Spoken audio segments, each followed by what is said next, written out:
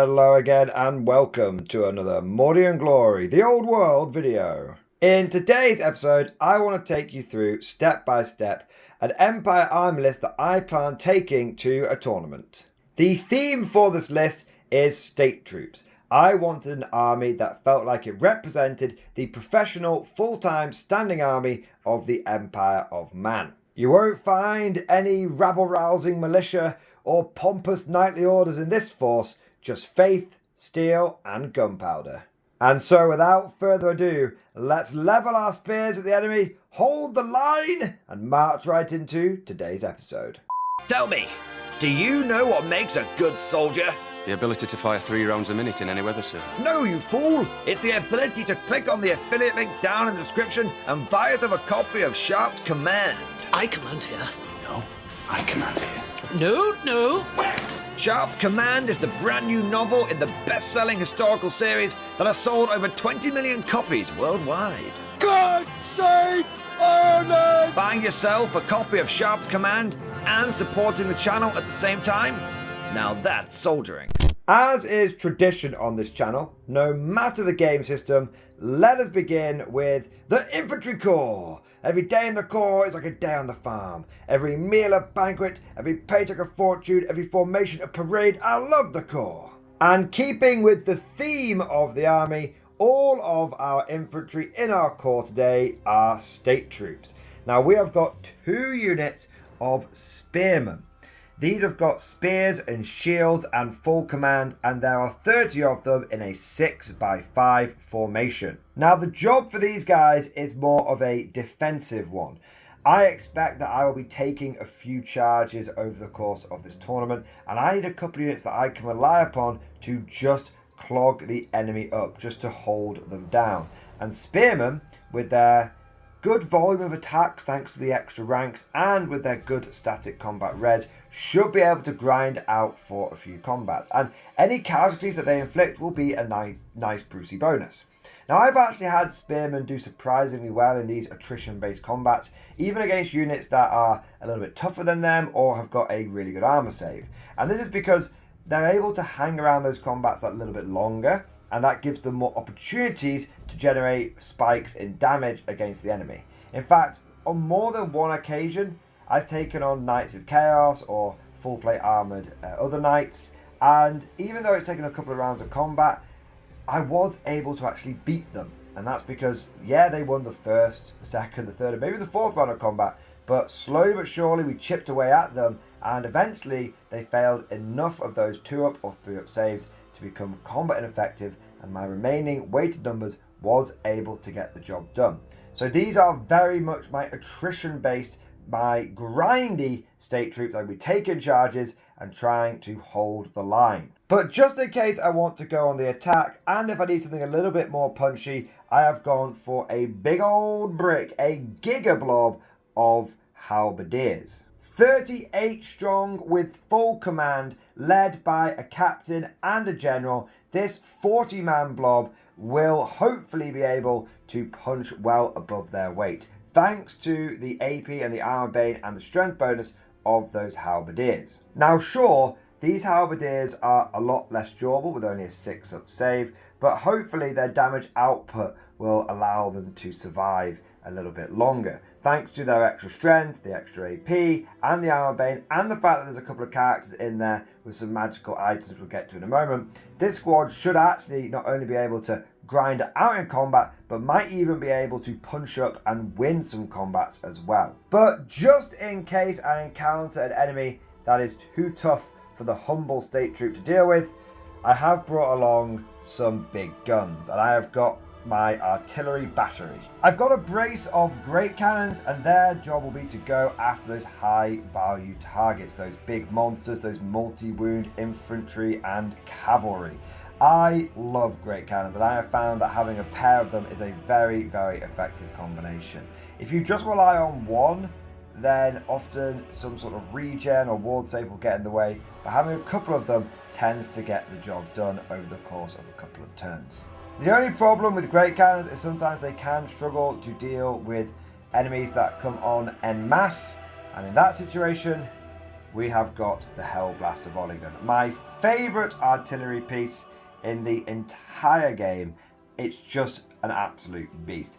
I have used the Hellblaster volley gun several times now. I've used it in tournament games, I've used it in casual games, and it has never let me down.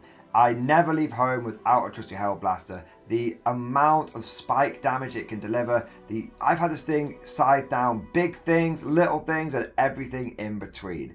Honestly, if my 3D printer wasn't occupied with other projects right now, and if I had the points spare in this list, I would be taking another one of these bad boys. As much as I love my cannons, sometimes the enemy cannot be stopped from reaching your lines. And some of those enemies can be damn tough for the infantry to deal with.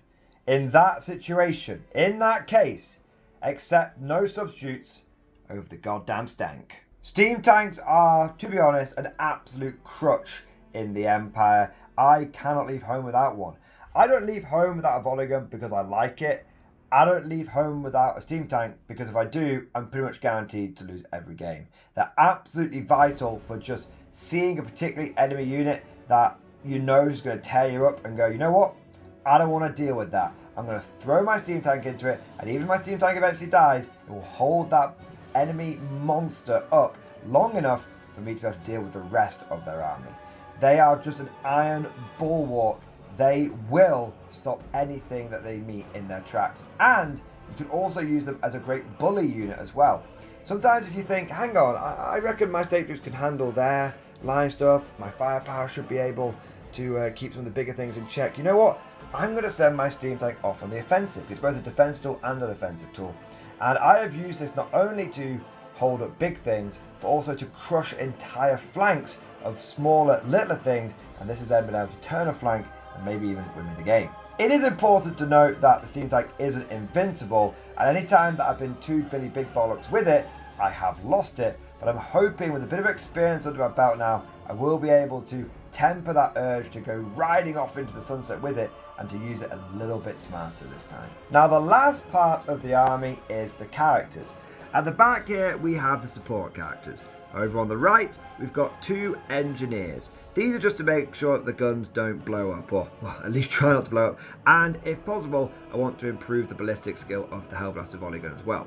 Now each one of these engineers has been given a Hochland long rifle, and that is because I want to be able to have them contribute to the game and not just be, you know, a force, I don't know if it's force multiplier, a force insurer, but also if I do come across an enemy character that's doing some bad spells to me or just being generally annoying, having a couple of Hochlands either will either pop that character, or the threat of them might make my opponent play a little bit differently and react to me, giving me the initiative in the game. Now, whilst I'm not the biggest fan of magic and I am a dwarf player at heart, when I am playing my Empire, it would be foolish of me not to take a cheeky wizard. So we have got a level 4 master wizard today, and she is going to have the Law of Elementalism, and she's going to have the Law Familiar.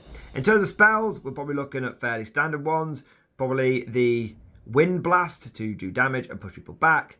The Earthen Ramparts to make my troops a little bit more durable. And we'll probably look at going for things like Stormcaller to lower the enemy's initiative. And maybe even some cheeky travel mystical pathways. But we'll base that on what we see the enemy using. For example, if we come across someone who's got loads of good armor saves, well, probably Plague of Rust would be really good.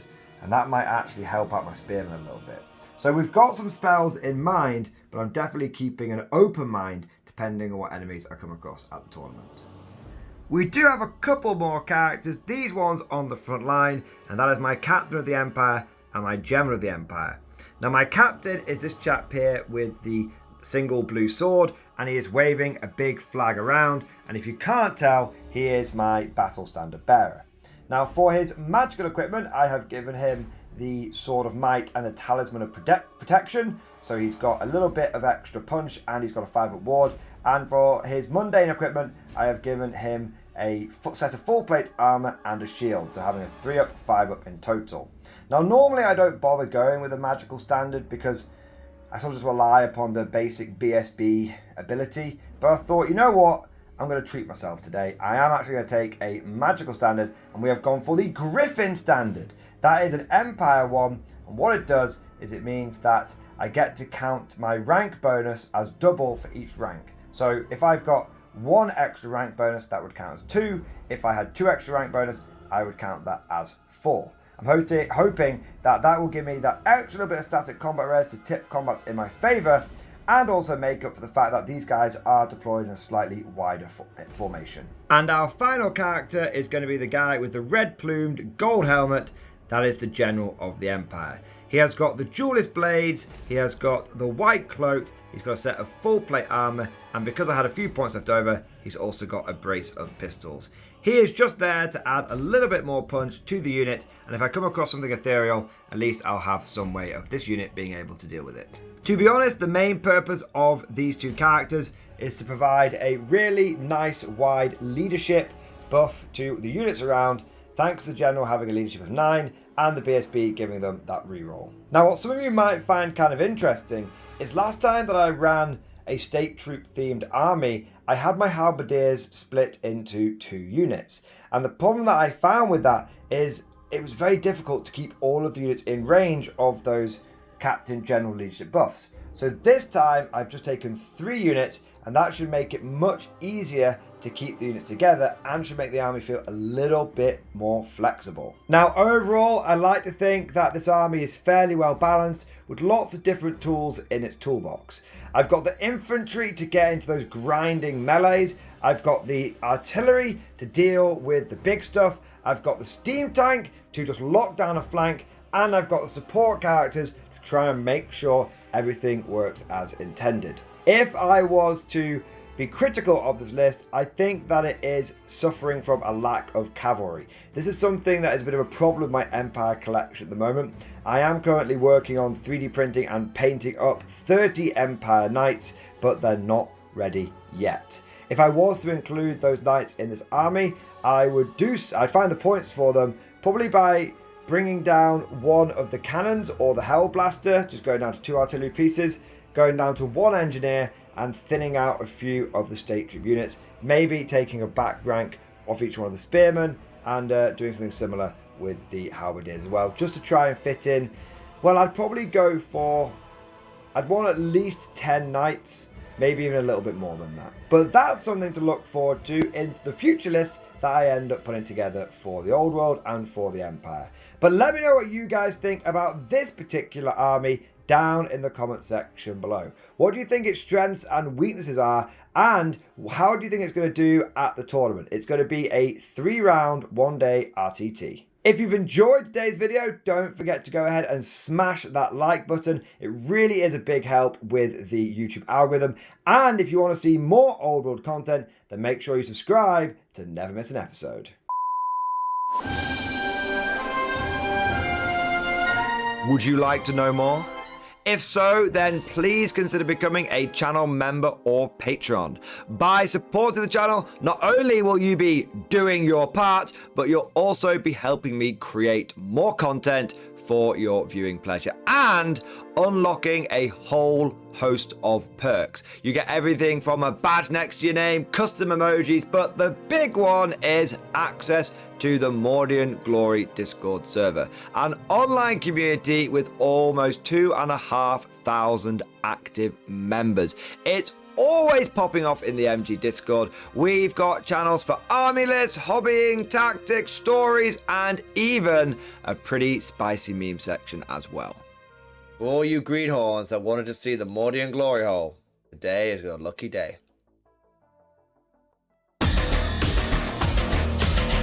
And joking aside, I do want to say a massive thank you to all of the current channel members and patrons. You guys are amazing, truly the lifeblood of the channel. I could not do Mordian Glory full time without the incredible and generous support of my members, so thank you guys so much. And last but certainly not least, I want to say a personal thank you to all of my top tier Patreons. These are the War Masters, the people who have truly gone above and beyond the call of duty. So a heartfelt thank you to Alex Dengal, Bon Vert, Lord Pryor, Mark Panconi, RJ Scorpion, Swordfish Trombone, Try Again Bragg, John Stubbs, Nick Walsh, Diesel Fox, and August Barney. Seriously, guys, thank you from the bottom of my heart. Your support is incredible, and it makes a huge difference. Thank you so much. That's all for now.